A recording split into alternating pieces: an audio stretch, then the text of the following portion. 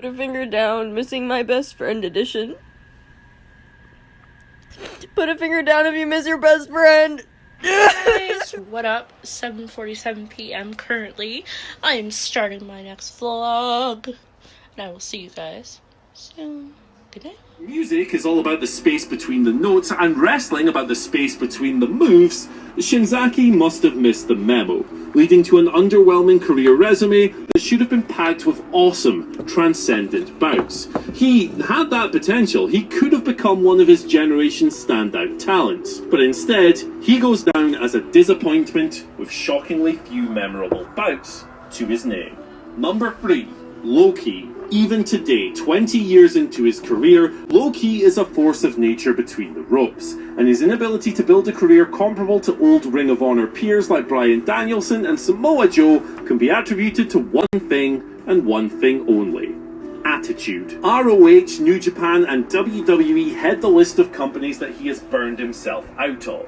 There are countless stories of Ki taking himself and his act way too seriously, indulging in his own ego and pissing his peers off. Oh yeah, there's also Teddy Hart currently calls MLW his home. Owner Court Bauer must have the patience of a goddamn saint. Number 2, Marty Jannetty. That his name has become a pro wrestling pejorative does Marty Jannetty a great disservice. Sure, I mean, he was never going to have the same kind of singles career as Shawn Michaels, but who was? Being slightly worse than one of the era's greatest wrestlers really shouldn't be an indictment, and Jannetty, in his own right, on his day, was awesome. An excellent wrestler in his own right, the Jannetty experienced little success post-Rockers is entirely down to his own behaviour. The man was just too self-destructive to succeed. In 1992, he earned 6 months of house arrest and his WWE release after assaulting a police officer. Unfortunately, that's just the tip of the iceberg. Though Jannetty was offered many opportunities to right his course and fix his career, the former rocker couldn't keep himself on the straight. That's coming from me. Anyway, with that in mind, I'm Adam Wilborn from What Culture, and these are 7 wrestlers who quit WWE over angles. Number 7, the Road Warriors. The spiky-shouldered double act of the Road Warriors was such a popular pairing in the late 80s NWA that WWE created their own version in response in the shape of the equally dominant Axe and Smash of Demolition. So what did the company do when they finally caught up with the face-painted pair on the Fury Road? For once, the obvious: match the 2 colossal tag teams against one another. Unfortunately, fate intervened, forcing Bill Axe Eadie to step out due to health issues, replaced with the much crappier Crush.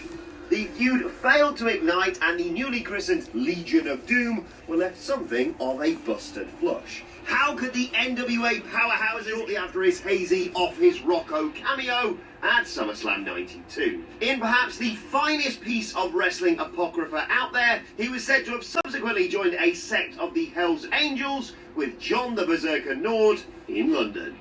Number 6, Hulk Hogan. During Hulk Hogan's match with The Rock at WrestleMania 18, it was as if we were once more in the peak of Hulkamania, as the assembled audience in Toronto's Skydome, their collective childhood memories unlocked, cheered the supposed villain on in an electric swing of emotion. Gone was Hollywood, the Hulkster was back.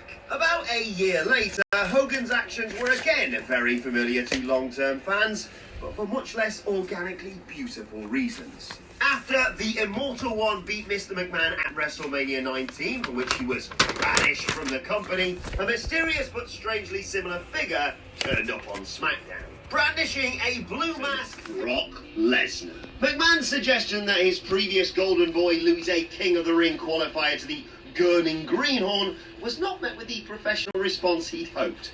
Rather, Austin threw one of the all-time great wrestling strops. Paraphrasing the now infamous line from Vince, Mariposa in the schools. We had both been involved in the festival, and were both involved with Mariposa in the schools, as was Lois, and that's what brought us together. There was going to be a recording by the whole gang there, but because Mariposa is a board with decision making and budgets, and we're going to do it, are we not going to do it, we said, Let's just do it. And the fact is that we made a record in a most unusual way. Generally, people sing together for some considerable time and then finally figure out that they maybe could make a record. First time we ever sang together, the three of us, was when we started planning that record. How many years ago was that? 40. 40 years 40. ago. 41 now. Yeah. That's not bad. It was a very unusual approach, and the plan then was to make a record and then go right back to our individual careers. But the response to we were involved with the United Farm Workers, picketing, telling people not to buy grapes and lettuce years before. So we shared fundamental values about how you treat people, about the kind of music we wanted to create for children and their families. And that was a very solid foundation that one could build on. Bram, never a day where you ran out of there slamming the door saying, to hell with this, I'm never... No? Never happened? Not Bram. No, in one sense, from one point of view, I might have been called the glue, in the sense that there were two very smart and very strong women who sometimes had disagreements, and I was in the middle saying, well, think of it this way. No, you think of it that way. And you're the peacemaker, right? And sometimes. Yeah. Sometimes. The thing is that Lois and I certainly had issues, but we were like sisters.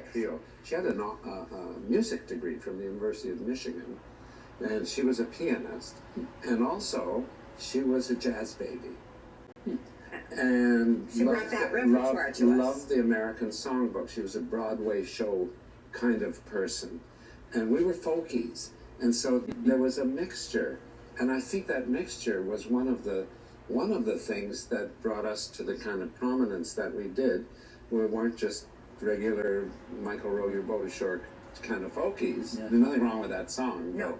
But she brought in Jada Jada and all That kinds kind of of repertoire, swingy which we stuff. loved.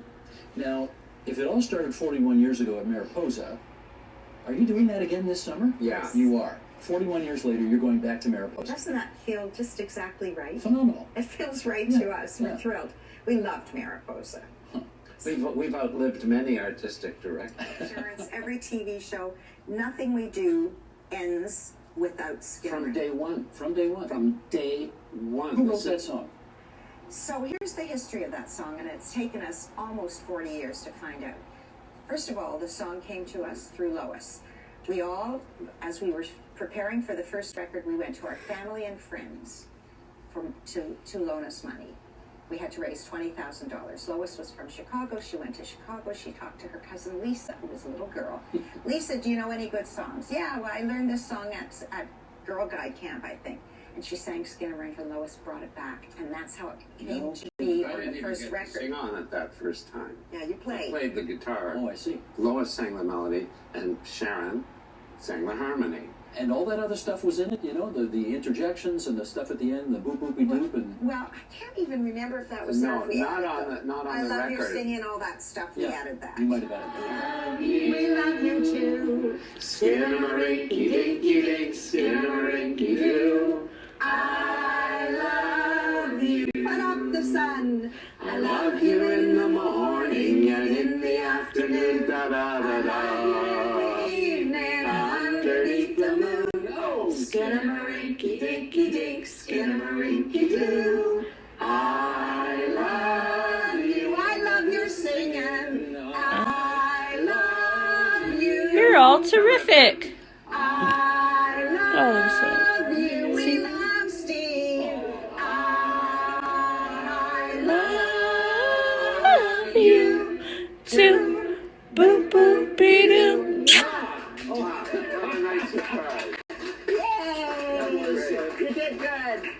That was a career dream come true. That was absolutely awesome. Sharon and Bram, great of you to be in here. Lay down, have a nap. So Probably in gonna many shower. ways, it was five that destroyed care the about business doing my for hair a giant right now. eagle It's flew terrible, out of the but ashes, whatever. and it's one that's still here today. See you in a bit. Bye.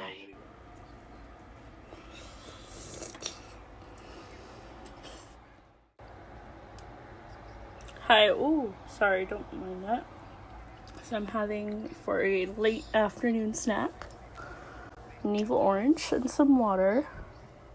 About to fill the rest of this and water intake for the day. Utilizing quick tags and sneaky heel tactics, and the occasional crazy suicide dive into the crowd barrier. Cheers, Seth.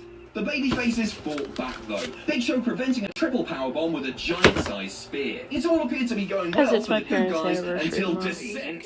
After opening WrestleMania 17 by losing to Jericho, Regal decided to go one step further the next year. Not only did he RKO, but turned into a Roman Reigns spear and lost the match for his team. Selfish Randy, selfish. Big Show and Orton argued after the match, which led to Show KOing both partners and walking out of the arena. Poor Sheamus, he didn't even do anything wrong. This wasn't the most spectacular match, but it was a very functional and well-executed one. The Shield's role continued, and they have a far more emphatic came out very hot for this one, running through all of his signature moves like when you play as him on SmackDown Shut Your